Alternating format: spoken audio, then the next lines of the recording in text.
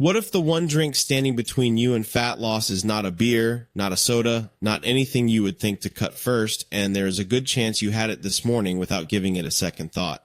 There is a specific way this drink interacts with your hormones that puts your body's fat-burning system on pause, not for minutes, but for hours after you finish it.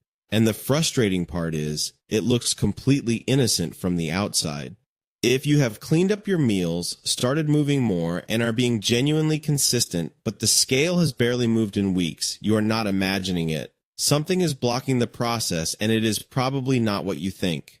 Maybe you cut out dessert, switched to salads for lunch, or added a morning walk to your routine. Each change made sense, each change was real effort, and most of them did not move the needle the way they should have. And the most confusing part is the math. You have been eating less, you have been moving more. The gap between what goes in and what goes out should be adding up to results by now. But it is not, and that is a specific kind of frustrating. But here is what almost nobody tracks. Not everything that goes into your body gets counted the same way by your hormones. And one category of drinks most people consider harmless or even healthy, can quietly undo hours of good decisions. Here's exactly how. Lisa is 36, works from home, and has been genuinely committed to losing the extra weight she put on over the past 2 years. She plans her meals, avoids junk food, and starts most mornings with what she considers a healthy routine. Every morning, Lisa has an oat milk latte, sometimes sweetened, sometimes with a flavored syrup. She also keeps a sports drink nearby during her workouts and occasionally has a cold-pressed juice mid-afternoon when her energy dips. 6 months of consistency, down only about 2 pounds. She was not cheating, not binging, not skipping workouts. She was doing almost everything right. But there were 3 drinks in her day that her body was treating very differently from what she expected. But here's what almost nobody realizes. The body does not process liquid calories the same way it processes solid food. And when those liquid calories come with sugar, even natural sugar, they trigger a hormonal response that stops fat burning in its tracks.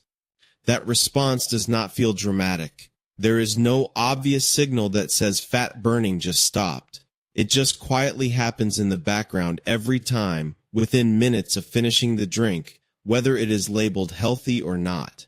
The drinks that trigger this most reliably are not the ones you already avoid. They are the oat milk lattes, the flavored coffees, the sports drinks, the bottled smoothies, and the cold-pressed juices, the ones that feel like good choices. And this is where it gets interesting. The problem is not just the sugar itself. It is the fact that liquid sugar enters your bloodstream significantly faster than almost anything else you could eat, and speed changes everything when it comes to hormones. When you eat solid food, your body has to work to break it down. Chewing, digestion, fiber, all of these slow the rate at which glucose enters your bloodstream. The rise is gradual, and your hormone response stays manageable. Liquid sugar skips almost all of that. Without chewing or fiber to slow it down, it hits your bloodstream within minutes, causing a much faster and often much larger rise in blood glucose than the same amount of sugar in solid form would. Your pancreas responds to that fast rise by releasing insulin quickly, and because the glucose arrives so fast, the insulin response is often larger than it would be for solid food with the same calorie count. Here's the key part. Insulin is not just a blood sugar regulator. When insulin is elevated, your body is in storage mode. Fat cells lock up, fat burning stops. Your body cannot access stored fat for energy while insulin is high, full stop. Stay with me here, because the timing of this matters a lot.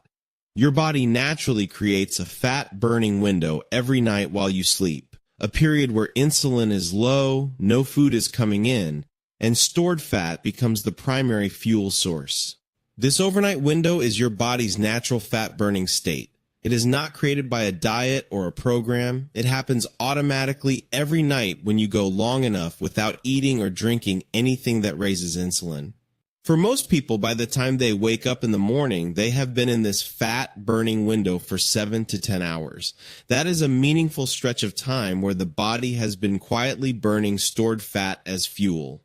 And then, within minutes of the first sip of a sweetened drink, that window closes. Insulin rises in response to the sugar, fat burning stops, and the body switches back into storage and processing mode, same as after any meal.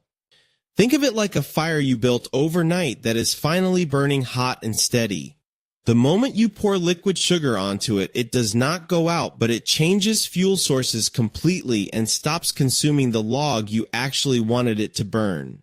It often starts with the morning coffee, an oat milk latte with a pump of vanilla, a caramel-flavored iced coffee, a bottled sweetened cold brew. These are not dramatic choices. They feel like morning rituals, not fat loss decisions. Then there is the workout drink.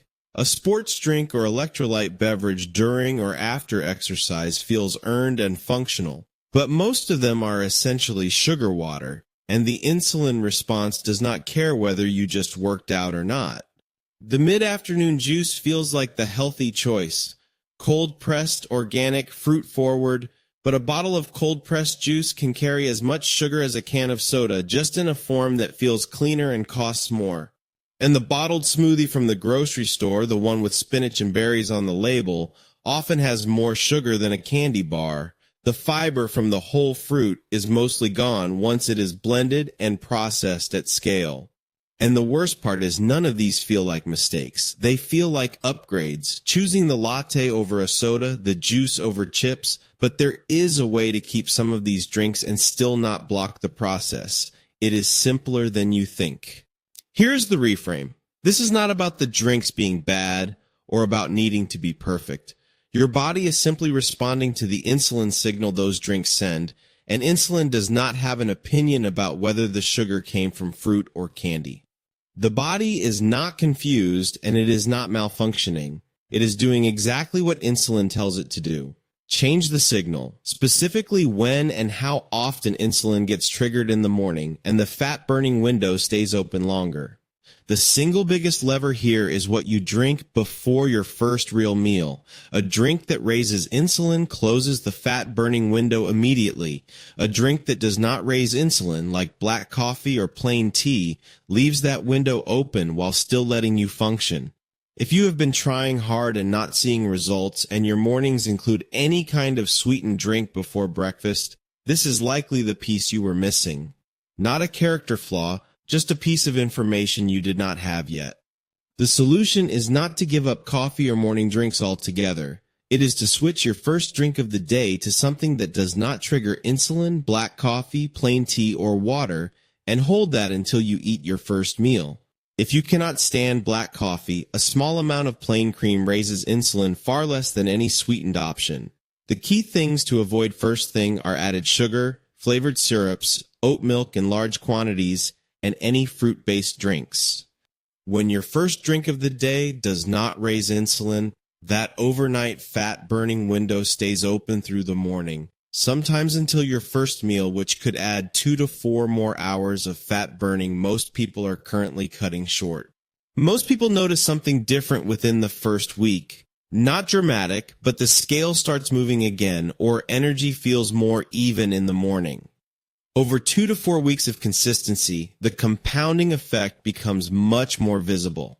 Think of it this way, the overnight fat-burning window is like a slow drip of water steadily filling a bucket. Every hour it stays open adds a little more to that bucket. One sweetened drink in the morning is like tipping the bucket before it is full. Protecting that window even just for an extra hour or two in the morning means the bucket gets closer to full before you tip it with your first meal. That small difference, repeated every day, is where the compounding actually happens. Or think of it like a gate. Insulin is the gatekeeper that decides whether your body uses stored fat for fuel or switches to something else. A sweetened drink is like sliding a key into that gate and locking it before you even start your day.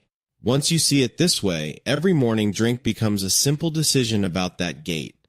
And no, this does not mean perfect execution every day. One sweetened latte does not ruin a week. It just means that morning, the window closed a little earlier than it could have. The first step is simple. Tomorrow morning, before you reach for your usual drink, swap it for black coffee, plain tea, or water, and hold that until you eat your first meal. That is the entire change. The second step is doing it again the next morning. Watch for the proof over the next 2 weeks. Scale movement, steadier morning energy, Less of that mid-morning hunger urge. If you have a sweetened drink one morning, the next morning is simply the next chance. No restart needed. A few weeks in, Lisa made one change.